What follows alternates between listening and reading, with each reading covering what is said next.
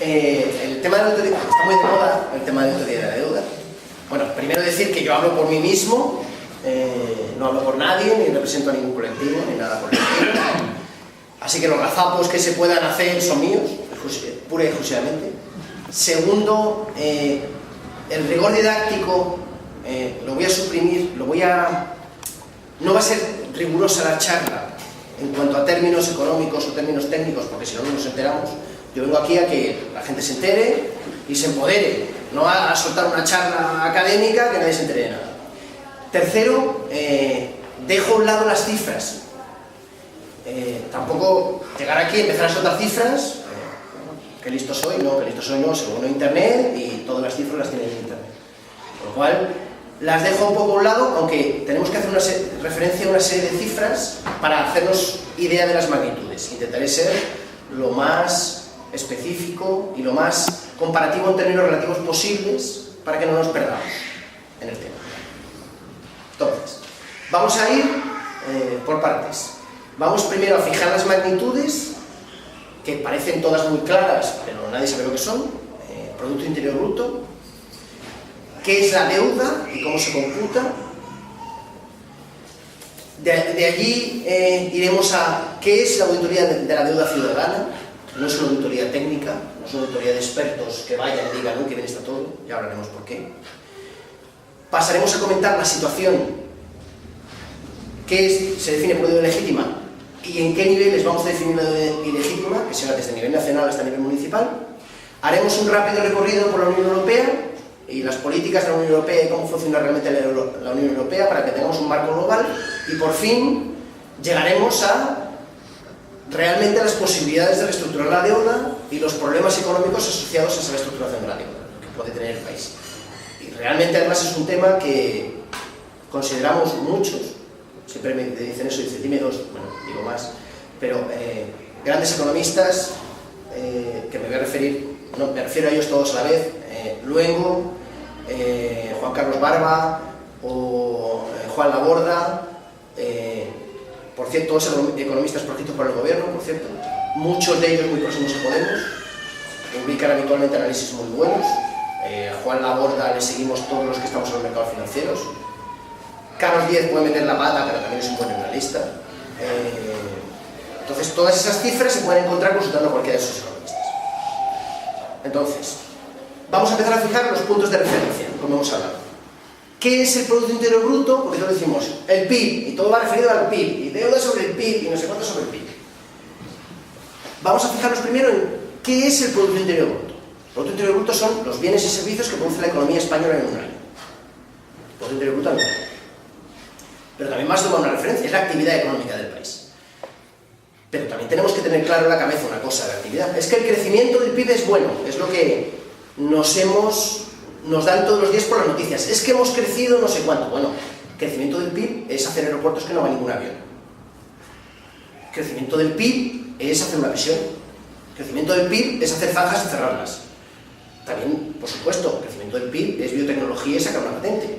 Pero que tengamos en cuenta que la medida, tal como están estructuradas las estadísticas, que ahora mismo está la economía española creciendo un 1%, no significa que la gente normal esté creciendo un 1%. Significa que hay una élite que su retorno de capital es muy superior y el 80% de la gente o el 90% de la gente no tiene ese retorno de capital.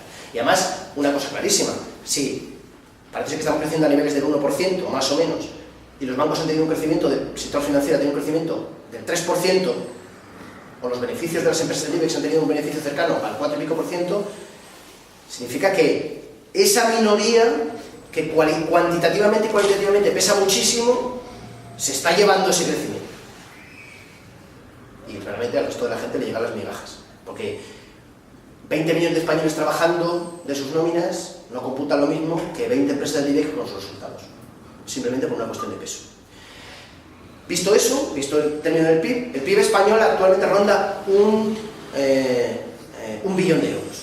Entonces lo voy a coger de medida. Antes estableciendo lo que denominamos las estadísticas, los economistas últimamente, la niebla estadística. El cómputo del PIB español, en el 2013 en teoría, fue el mismo que en el 2007. en el pico de la burbuja. 1.050.000 millones de euros, algo así, 1 billón de euros. Eso, con un paro que en vez del 8 es el 26%, con una deuda pública que es 840.000 millones de euros mayor, con una caída de consumo de cemento del 85%, datos de la semana pasada, un consumo minorista un 26% inferior, tengo apunté algunas cositas más, la actividad industrial un 40% inferior a la de 2007, la actividad del sector servicios un 30% inferior, la actividad del sector manufacturero un 30% inferior al 2007, son datos del Banco de España o datos agregados del Ministerio de Hacienda, están disponibles en internet. Con todo eso, que vengan a contar que nuestro PIB es igual que el del 2007, bueno, causa hilaridad porque además nos llevan gilipollas, y perdón que les está grabando, pero es que es absolutamente imposible. Juan Carlos Barba calcula, y el profesor Centeno, Roberto Centeno, calculan que las cifras reales del PIB, y es lo que se está manejando en Europa, son entre un 20 y un 25% inferior a lo que dicen las estadísticas. Pero bueno, vamos a usar esa medida del PIB de 1 billón de euros, para que más tarde nos hagamos una idea de la deuda. Y ahora vamos a pasar a la deuda. Igual, ¿qué es la deuda? Porque nos dicen, no, es que la deuda es el 100% del PIB. Bueno, ya hemos visto que el PIB es un 20% inferior por lo menos. Para empezar, con lo cual ya no es un 100% del PIB. Para empezar es bastante mayor. Pero es que además, si cogemos los datos del Banco de España, de la Central de Balances, pasivos exigibles de las administraciones públicas, o sea, la deuda que tienen todas las administraciones públicas. Es el 140% de ese PIB que hemos cogido de 1 billón de euros. Y eso se coge en los datos del Banco de España, de los sectores de economía. ¿Qué es lo que pasa? Que la deuda computable en la Unión Europea es diferente de la deuda real. En la Unión Europea hacemos trampas a solitario. Los 40.000 millones de Bankia nos los han dado, no nos han prestado. Pero no es computable. Bueno, es como si yo digo que, oye, gano 2.000 euros al mes y me gasto, oye, te estás gastando 3.000. No, pero es que 1.000 euros en una hipoteca que no cuentan. O 1.000 euros en una tarjeta de crédito que no cuentan. Cuentan igual. En la economía española necesitamos entre 4 y 5 millones de euros mensuales para sobrevivir. Entonces, la deuda es muy superior. En esa deuda no computable por la Unión Europea no están 50.000 millones de las diputaciones provinciales. Por eso no se suprimen las diputaciones provinciales. Porque, aparte de que, claro, es un sitio de mamandurria, es que supone consolidar 50.000 millones de euros a la deuda del Estado. No se computan las empresas públicas, con más de 60.000 millones de euros de deuda, que tampoco es consolidada en la deuda estatal. Y luego, aparte de otras cantidades, los avales dados al sector financiero, que actualmente están en más de 120.000 millones de euros, los CDRs, que son créditos fiscales por beneficios que no van a tener y por impuestos que no van a pagar a las entidades financieras, son otros 40.000 millones. El Sareb son 65.000 millones de euros, que no vamos a ver nunca jamás, por supuesto. Tienes los créditos fiscales, son otros 180.000 millones de euros, que tampoco vamos a ver nunca más. Todo eso no se computa. Entonces, realmente la deuda es muy, muy superior a lo que realmente se dice. No se habla solo de deuda computable, estamos hablando de deuda real, lo que de verdad debes, lo que tienes que pagar. Entonces ya tenemos esa primera aproximación. ¿Cuál es la deuda real? Que todos lo sepamos. ¿Cuál es el PIB? 1 billón de euros. Lo cogemos como unidad de medida. ¿Por qué? Porque ahora vamos a establecer el tercer paso. Tenemos esas dos medidas, todos sabemos los datos que hay y los reales, nos vamos a olvidar de eso que ya lo sabemos y vamos a utilizar esas medidas de deuda y de PIB y vamos a seguir hablando como si creyésemos esos datos, aunque sabemos que son falsos. Pero eso queda claro para que todos tengamos claro cuál es el punto de partida, que la deuda es muy superior. Además es una deuda no sostenible, porque una deuda solo es sostenible cuando el pago de intereses es superior a su crecimiento. Tú te pueden dar un crédito y solo podrás atender a los intereses y al vencimiento de tu crédito si lo que produces es superior a los plazos que te van llegando. Si los intereses se comen todo tu crecimiento, bueno, como mucho pagarán los intereses con tu crecimiento. Dice Alemania, tengan superávit primario. ¿Eso qué es?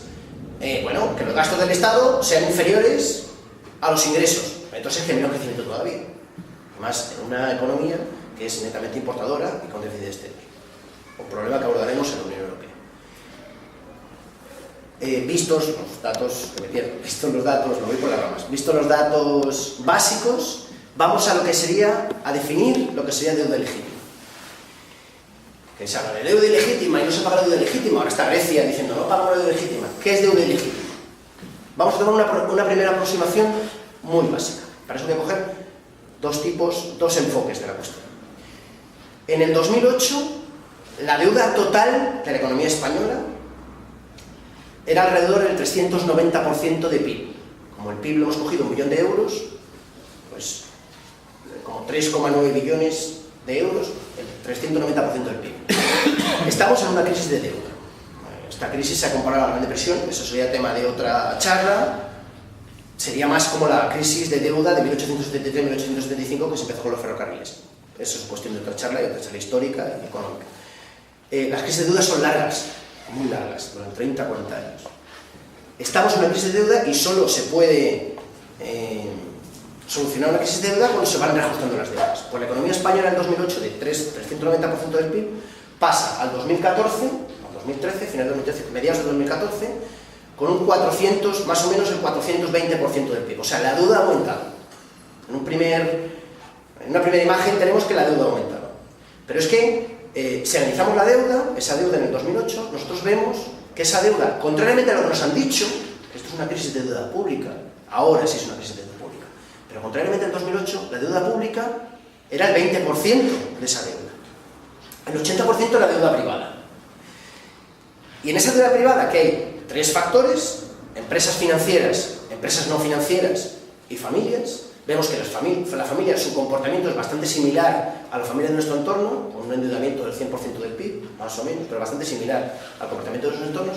Pero lo que es brutal es la deuda de las empresas financieras, que están metidas además en las empresas no financieras. Esa deuda, que el 80% es privada, en el 2008, resulta que vamos ahora, y esa deuda privada ha disminuido en prácticamente 500 y pico mil millones de euros. Ha disminuido brutalmente esa deuda privada.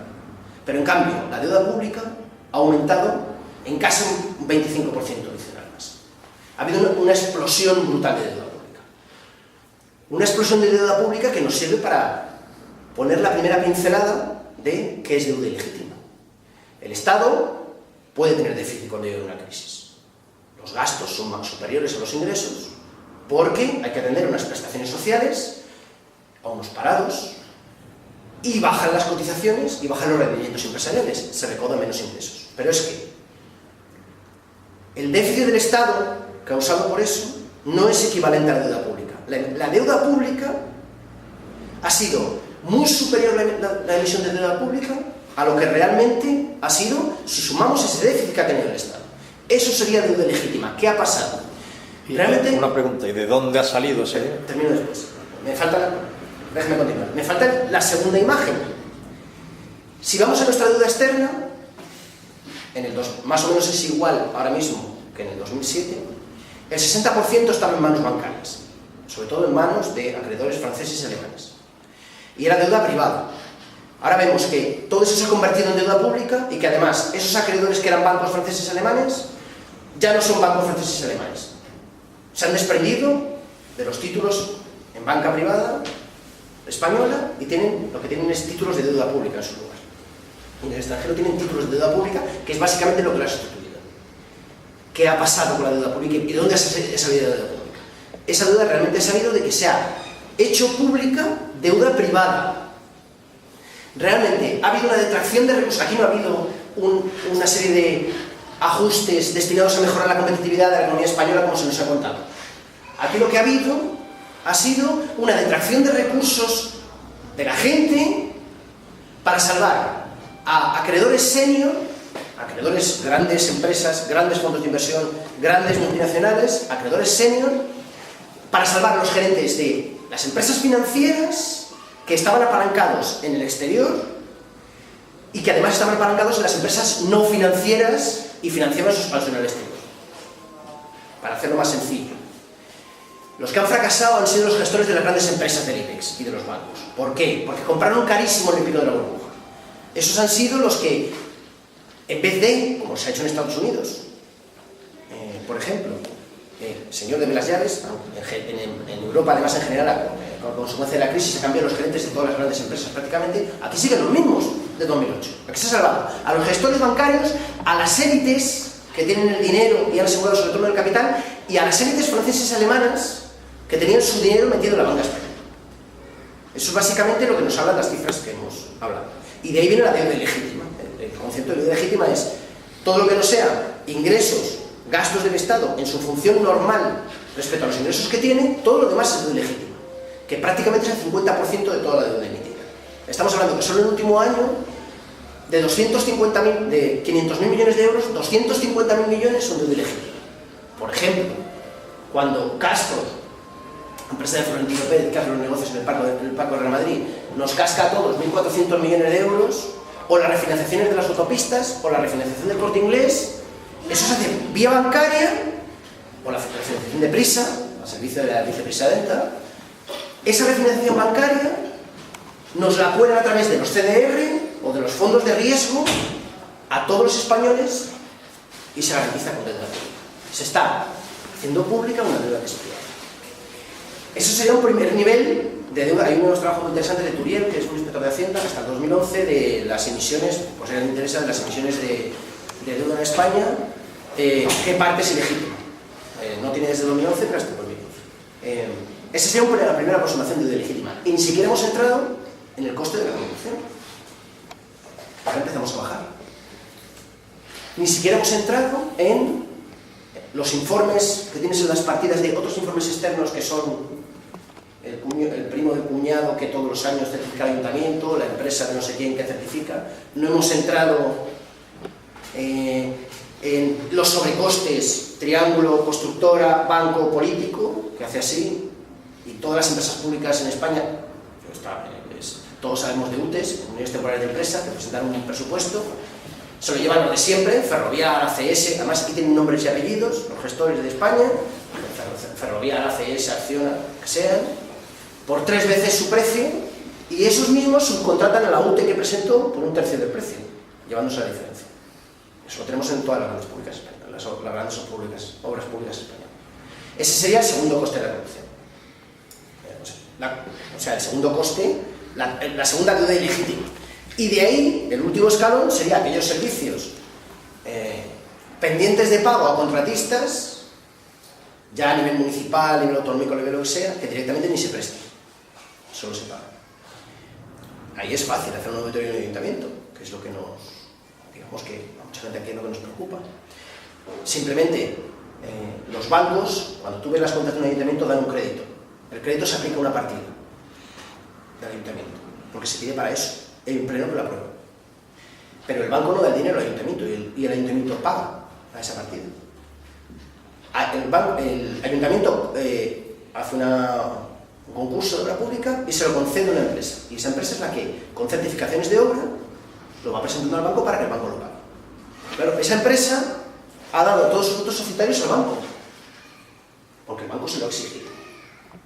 Claro, si nosotros en el ayuntamiento tiramos, os pongo un ejemplo porque es facilito, si nosotros en el ayuntamiento tiramos de la partida del crédito del ayuntamiento, tiramos de la obra pública, vamos al registro mercantil y vemos quién está detrás de esa sociedad, que eso lo sabe el banco, y está el primo, el cuñado, el pariente, el amante o el sobrino del alcalde, o el mismo alcalde, como pasa mucho en nuestros municipios, el banco no es que sea una renegociación de deuda, o haya que hacer una quita o haya que hablar con el banco, es que directamente es un delito.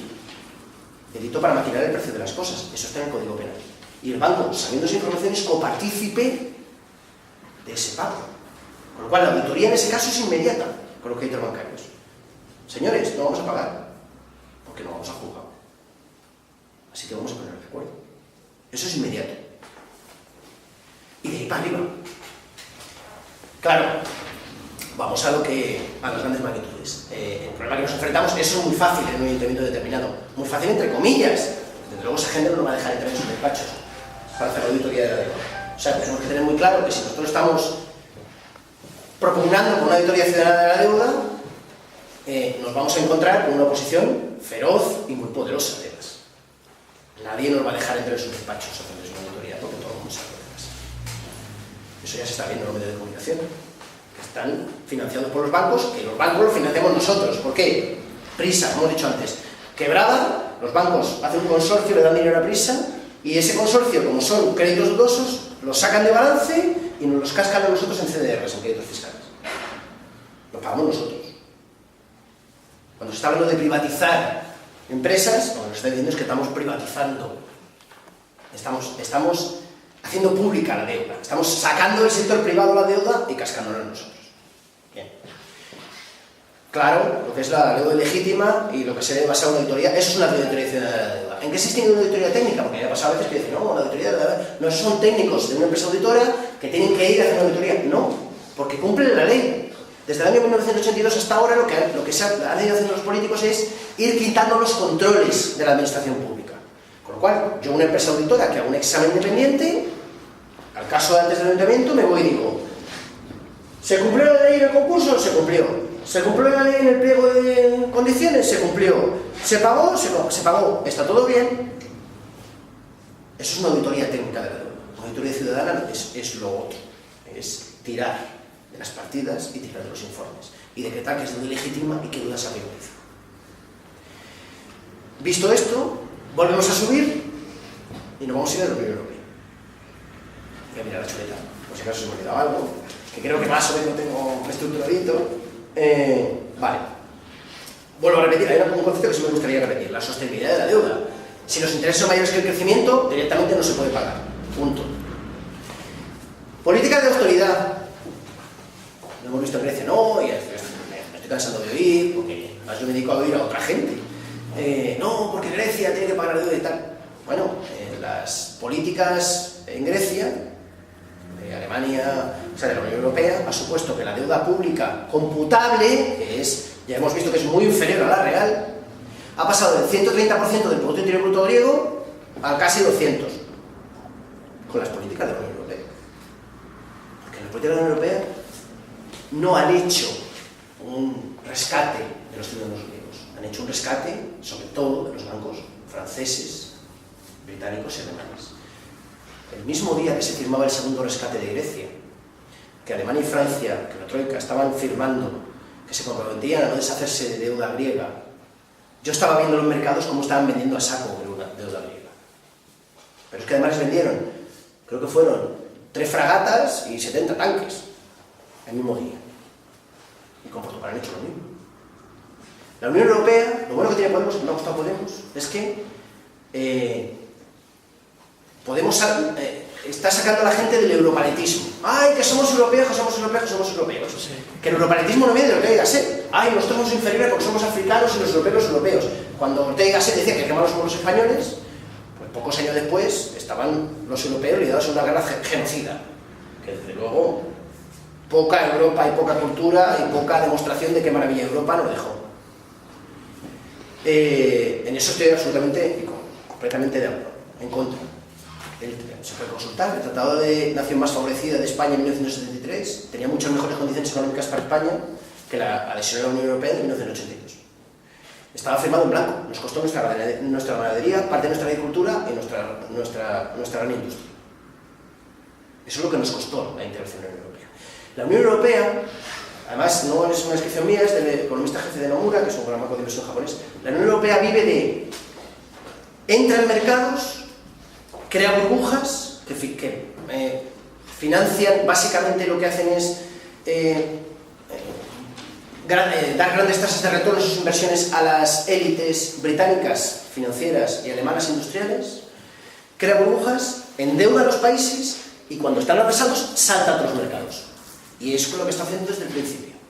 Ahí no somos amigos, Europa y la democracia y tal. Cuando se estaba haciendo una Constitución Europea, se preguntó a los países, ¿quieren una Constitución Europea? 2 dijeron que no y dijeron, se acabó, ya no preguntamos más. Ahora hacemos el Tratado de Lisboa y ya no preguntamos a nadie. Eso es un despotismo ilustrado. Eso no es democracia. Un Parlamento Europeo que no tiene poderes. Eso no es nada. Esto es son enemigos que se vigilan entre sí. Y que además todos se hacen la guerra entre sí, de una manera o de otra. Aunque tienen intereses comunes. Hablamos de las élites industriales alemanas, de las élites financieras británicas. Vamos a hacer una pequeñita historia, una pequeñita explicación, enlazando con las cifras anteriores, de toda la burbuja española y por qué toda esa banca alemana, francesa, británica está metida en posiciones en la banca española. Ellos sabían que prestaban a 7 años y los bancos españoles estaban prestando a 30. Está claro que eso iba a reventar tarde o temprano. En el 2002 hay una gran crisis en Alemania. Para ayudar a Alemania, ¿qué le dice la Unión Europea? ¿Qué hace la Unión Europea? Dice, bueno, como la política fiscal es un tabú, porque Alemania es un país que realmente es un país de viejos, es un país que no quiere invertir, porque los viejos no arreglan la casa. La gente mayor, muy mayor, que bueno, nuestras abuelas con 80 años tienen la casa hecha una pena, porque no arreglan la cocina. Pues a Alemania le pasa algo por el estilo. Como es un tabú la política fiscal, en 2002 hay una gran recesión, y para rescatar a Alemania se bajan los tipos de interés.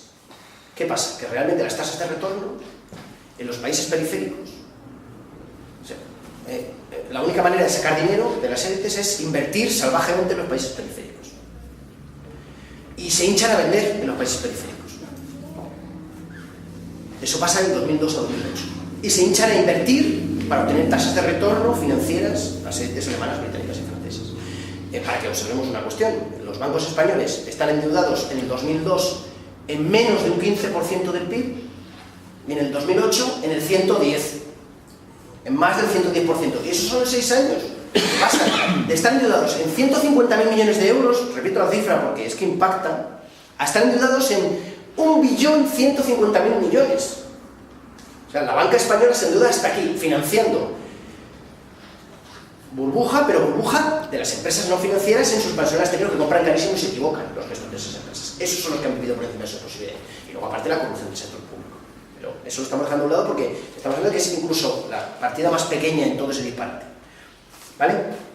Entonces, la Unión Europea, ¿qué le pasa? Hemos hablado de los mercados y tal, por una cuestión.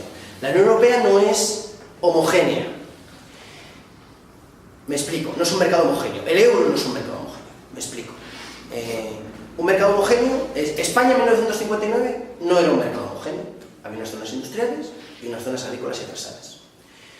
¿Qué pasó? Que realmente la mitad de la población de Andalucía y Extremadura se fueron a las zonas industriales. Y de las zonas industriales se hicieron obras públicas en las zonas artesanas. Por poner otro ejemplo, el 80% del empleo que se ha creado desde 2007 en Estados Unidos ha sido en Texas. Ha habido una afluencia masiva de población norteamericana hacia Texas. Bueno, el Estado federal ha seguido haciendo obras en Wisconsin, en Montana o en Arkansas. ¿Por qué digo que la Unión Europea no es homogénea? Primero, porque realmente no hay libertad de mano de obra. Los que se fueron a Texas o los que se fueron de Sevilla a Barcelona, todos hablaban el mismo idioma. El idioma es una barrera infranqueable, o muy difícilmente franqueable. Yo soy economista. Irme a trabajar a Alemania o a Holanda sin... Pues a lo mejor por conocimientos podría, pero para mí el idioma, el alemán o el holandés, es una barrera que hace que el mercado no sea homogéneo. Cuando se necesita trabajo en otros países, realmente no se puede ir a otros países. Y solo puede ir una élite especialmente preparada, que no tiene que estar muy preparada además, ni siquiera en su, a lo mejor en su profesión, sino en el idioma.